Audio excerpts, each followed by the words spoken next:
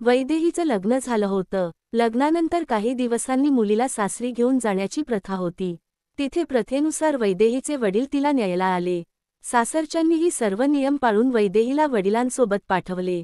वैदेही तिथून निघून जातात तिचा नवरा राहुल रागाच्या भरात आपल्या खोलीतून बाहेर आला आणि वडिलांना ओरडला, बाबा मी तुमचं काय नुकसान केलं होतं की ही अशी गावंढळ बायको तुम्ही माझ्या गळ्यात बांधून दिली?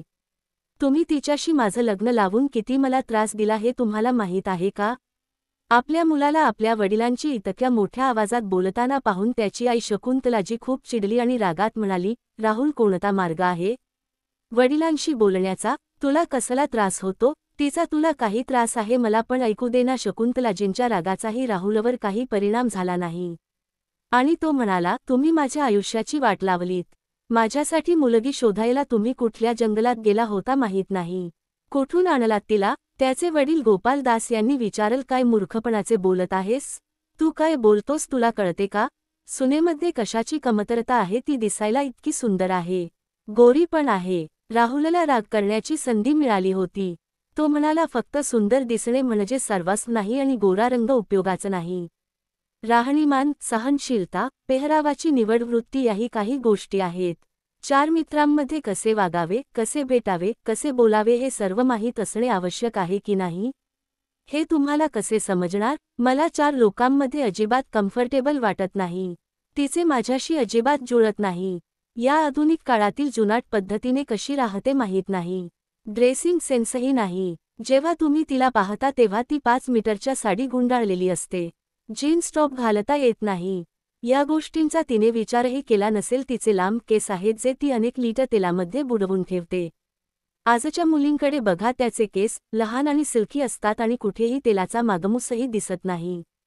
त्या अशा पद्धतीने सिंदूर लावतात की त्यांचे लग्न झाले आहे की नाही हे कळत नाही.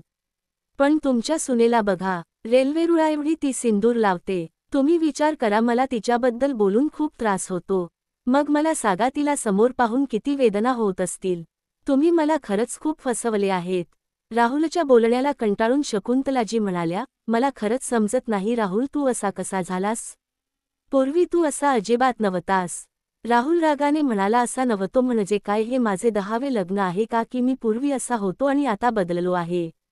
आणि या आधी नव्या लग्नापर्यंत काही बोललो नाही असे वाटते का तुम्हाला? मी म्हणतोय, हे लग्न फक्त पहिल्यांदाच आहे नाही का?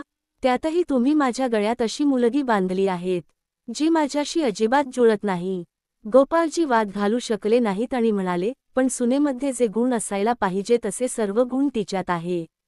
बेटा, ती जशी आहे तशीच ती तुझ्यावर प्रेम करते नाही का? तिला शक्य असते तेव्हा ती डोक्यावर पदर घेऊन दिवसातून 10-12 वेळा आमच्या पायांना स्पर्श करते. पण बाबा, मला अशी बायको नको होती. माझ्या बायकोने माझ्यासारखे जीन्स पॅन्ट घालून माझ्यासोबत खांद्याला खांदा लावून चालावे आणि मित्रांच्या बायकांसारखं मॉडर्न राहावे. नवीन मार्गाने चालावे असे मला वाटत होते. रागाने शकुंतलाजी बोलल्या, तुझ्याशी वाद घालणे व्यर्थ आहे. त्यावर आता चर्चा करून योग्य नाही. आता तुझं लग्न झालं आहे तर बरं होईल की तू निरुपयोगी तुलना करणं सोडून त्यातल्या चांगल्या गोष्टी शोधशील. आधुनिक पोशाख घालत नाही. तिला आजच्या फॅशनेबल मुलींसारखे कसे चालायचे हे माहीत नाही ना? तिला मुलींसारखे मेकअप करता येत नाही ना? तिला स्टायलिश राहता येते. जर ती तुझ्यावर खरोखर प्रेम करत असेल तर काय प्रॉब्लेम आहे? आईचे युक्तिवाद ऐकून राहून वैतागला आणि न राहून बोलू लागला की माहीत नाही तू कोणत्या जन्माचा बदला घेतला आहे आणि माझ्या गळ्यात ही गाय बांधली आहेत. एकीकडे माझा मित्र अशोक, मग त्याच्या आईवडिलांनीही त्याचं लग्न लावून दिलं आहे. काय मुलगी मिळाली आहे त्याला? तिला पाहून मन प्रसन्न होते. त्याची निवड माझ्या आवडीशी अगदी जोडते तसे मला ती मुलगी मिळायला हवी होती. शकुंतलाजी आपल्या मुलाशी वाद घालून थकल्या होत्या आणि कोमल स्वरात म्हणाल्या, बघ बेटा, आता तुझे लग्न झाले आहे, मन उदास करू नकोस. सर्व काही ठीक होईल. एक दिवस तुला तिचे प्रेम नक्कीच जाणवेल. आता या वादातून काही फायदा नाही. हे राहुलला ही माहिती होते म्हणूनच तो हा वाद तिथेच संपवतो आणि म्हणतो, ते जाऊ दे, आता या वादात काही उपयोग नाही. माझ्याबाबतीत जे घडले ते घडले. निदान जोपर्यंत माझी सो कॉल्ड बायको परत येत नाही तोपर्यंत मी माझे आयुष्य माझ्या पद्धतीने जगायला हवं. बरं माझ्या आदरणीय पालकांनो, मी माझ्या एका खास मित्राच्या लग्नाच्या मिरवणुकीला जात आहे. मला पुढील 5 दिवस घरापासून दूर राहायचे आहे. एवढेच बोलत राहुल काही सामान घेण्यासाठी त्याच्या खोलीत जातो आणि सामान घेऊन घराबाहेर पडतो. तो लगेच त्याचा मित्र अशोकच्या घरी पोचतो आणि मित्राच्या बायकोकडे बघत त्याच्या नशिबाला दोष देतो. थोड्याच वेळात अशोकनेही आईवडील आणि पत्नीची रजा घेतली आणि राहुलसोबत मिरवणुकीत सामील होण्यासाठी निघून गेला. अशोक आणि राहुल दोघेही त्यांच्या मित्राचे लग्न एन्जॉय करतात आणि आयुष्याचा पुरेपूर आनंद घेतात. मात्र परत येत असताना बस खड्ड्यात पडली. दुर्दैवाने त्यात राहुल आणि अशोक होते. सुदैवाने या कोणाला जीव गमवावा लागला नाही. काही गंभीर तर काही किरकोळ जखमी झाले. मात्र राहुल आणि अशोक यांना अनेक अंतर्गत जखमा झाल्यामुळे दोघेही कोमात गेले होते. दोन्ही जिवंत होते. आयुष्याच्या मधोमध बोलत होते. डॉक्टर म्हणाले, दोघेही डीप कोमात गेले नाहीत, त्याबद्दल देवाचे आभार माना. त्यामुळे तो शुद्धीवर येईल हे निश्चित आहे. पण कधीपर्यंत ते सांगता येत नाही. एक दिवस अचानक राहुलचे डोळे उघडले आणि त्याला दिसले की त्याचा कोणताही भाग त्याच्या नियंत्रणात नाही. तो फक्त लोकांशी बोलणे पाहू आणि ऐकू शकत होता, परंतु बदल्यात प्रतिसाद देऊ शकत नव्हता. तेव्हा त्याने पाहिले की जीन्स टॉप घातलेली, कुरळे केस, चेहऱ्यावर मेकअप आणि ओठावर गुलाबी लिपस्टिक घातलेली एक महिला खोलीत आली. क्षणभर तो फसला की काय त्याच्या मित्र अशोकची बायको आहे का? त्याने अनेकदा कल्पना केल्याप्रमाणे ती होती. तिचा पोशाख पाहून समजले की डॉक्टर आहे. ती येतात त्याचे आई वडील खोली सोडून जातात तेव्हा बिछाण्यावर होऊन त्याने जी काही गडबड केली होती ती तिला दिसली. तिने त्याची साफसफाई केली आणि प्रत्येक भाग नीट साफ केला. त्याला चांगली अंघोळ घातली. त्याच्या लवकर बरे होण्यासाठी आवश्यक असलेल्या सर्व गोष्टी केल्या. राहुलने खूप प्रयत्न केले की तिने आपली घाण आणि घाणेरडे शरीर स्वच्छ करू नये, पण तो दिला थांबू शकला नाही. त्याला खूप लाज वाटली. त्याच्या कल्पनाशी जोडणाऱ्या अशा सुंदर मुलीने त्याची अशी घाण साफ करावी, त्याला आवडले नाही. पण राहुल असहाय्यपणे पाहण्याशिवाय काहीच करू शकत नव्हता. राहुलची नजर घरातल्या कॅलेंडरवर पडली होती तेव्हा त्याला समजायला वेळ लागला नाही की त्याच्या आयुष्यातील 5 वर्ष निघून गेली. वारातीतून येताना त्यांच्या बसला अपघात झाल्याचे त्याला आठवले होते. तो पुन्हा पुन्हा प्रयत्न करत होता की त्याचे डोळे त्या डॉक्टरच्या डोळ्यांना भेटले आणि त्याने तिला विचारले की त्याचा मित्र अशोकची काय अवस्था आहे. आता तो विचार करत होता. लेडी डॉक्टर म्हणाले, काळजी करू नका, तुमचे मित्र अशोकजी एकदम बरे आहे. मात्र तो अद्याप कोमातून बाहेर आलेला नाही. त्याची काळजीही घेत आहे. जर तुम्ही बरे झाला असाल तर मला खात्री आहे की तो देखील लवकर शुद्धीवर येईल. ठीक आहे, मी निघते. आणि अत्यंत प्रेमळपणे डॉक्टर राहुलला बाय म्हणत तिथून निघून जातात. रोजी डॉक्टर वेळेवर राहुलच्या समोर असते आणि त्याच्या प्रत्येक हालचालीवर लक्ष ठेवते. आणखी 6 महिने काही वेळातच निघून गेले आणि एके दिवशी डॉक्टरांनी राहुलला ती चांगली बातमी सांगितली ज्याची राहुल वाट पाहत होता. डॉक्टर म्हणाले, राहुलजी, तुमचा मित्र अशोक आता धोक्याबाहेर आहे हे जाणून तुम्हाला खूप आनंद होईल. राहुलला खूप आनंद झाला, पण इतके दिवस वैदेही न दिसल्याने राहुलच्या मनात विचार आला की माझ्या अशिक्षित बायकोकडून सुटका झाली आहे. आई बाबांना किती कौतुक होत, सुनेचं मला एकदा सावरू दे. मग त्यांना विचारतो की त्याची संस्कारी सून कुठे आहे. दुसरीकडे त्याचा मित्र अशोकही लवकर बरा होऊ लागला. राहुलचे आई वडील देखील राहुलसोबत वेळ घालवतात आणि राहुलचे मन समजून घेण्याचा प्रयत्न करतात, जेणेकरून तो त्याची प्रत्येक उत्सुकता पूर्ण करू शकेल.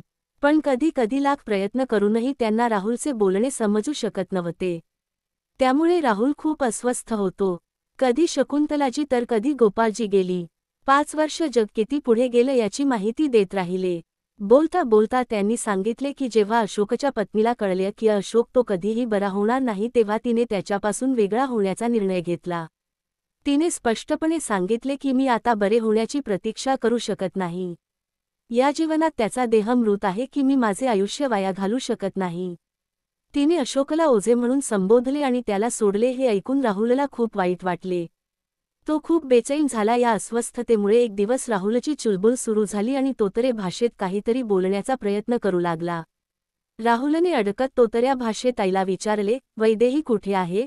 शकुंतलाजी म्हणाल्या, काय झालं बेटा, तुला तुझ्या पत्नीला ओळखता आले नाही का.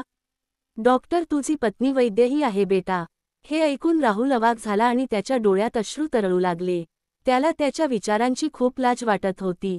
एकीकडे अशोकची मॉडर्न दिसणारी बायको तर दुसरीकडे गेली 5 वर्ष त्याची सेवा करणारी बायको वैदेही, असा तो विचार करत होता. हा सगळा विचार करून तो आईच्या मांडीवर डोकं ठेवून ढसाढसा रडू लागला आणि त्याच्या वागण्याबद्दल माफी मागू लागला.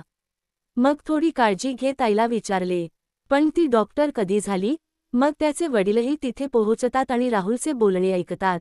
ते म्हणतात की बेटा, आमच्या सुनेने लग्नाआधीच वैद्यकीय शिक्षण सुरू केले होते. आम्हाला आश्चर्यचकित करण्यासाठी तिनेही गुप्त ठेवले होते, परंतु अशा परिस्थितीत तिला तिचे रास्ते उघड करावे लागेल हे तिला फारसे माहीत नव्हते. बेटा, तुझ्या कोमाच्या काळात तिने प्रत्येक कर्तव्य पार पडले आहे.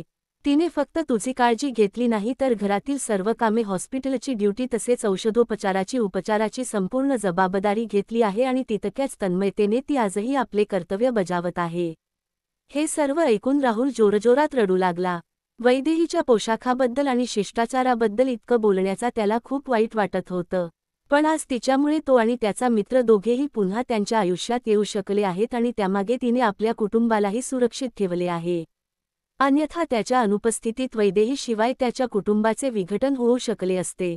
तेव्हा अचानक राहुलच्या मनात आणखी एक उत्सुकता जन्माला आली आणि म्हणाला, पण आई, वैदेहीने माझ्या म्हणण्यानुसार तिचा गेटअप कसा बदलला की तुला असं करायला सांगितलं? हे ऐकून शकुंतलाजी बोलू लागल्या आणि रडत म्हणाल्या, नाही बेटा, मी तिला काहीच सांगितले नाही, पण ज्या दिवसापासून तुझी अशी अवस्था झाली होती त्या दिवसापासून तिने तिचे रूप बदलले असे केल्यावर आश्चर्य वाटले आणि समाजात अनेक अफवा उडू लागल्या.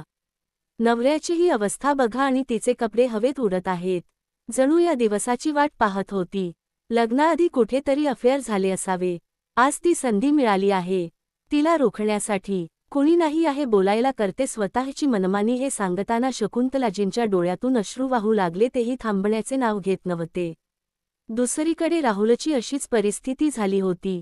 तोही वैदेहीच्या धाडसाची कहाणी ऐकत होता आणि अनियंत्रितपणे रडत होता.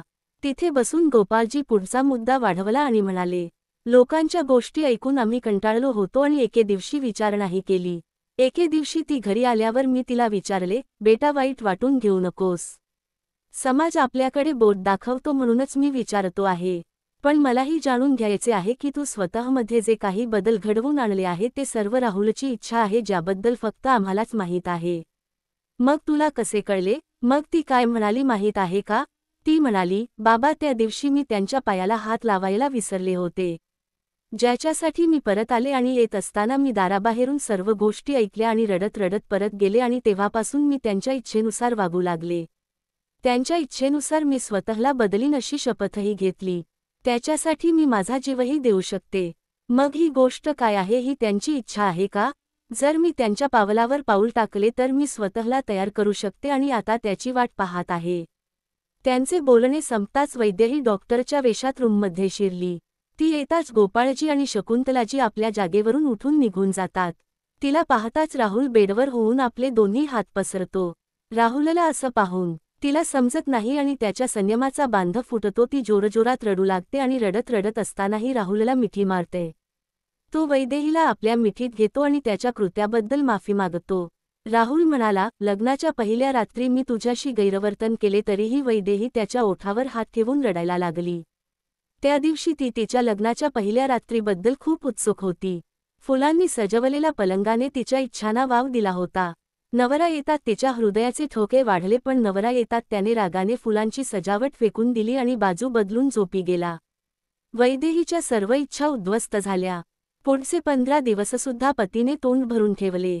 कधी कधी तो तिच्यासमोर अशी मागणी ठेवायचा की ती पूर्ण करण्यात स्वतःला असमर्थ वाटायची.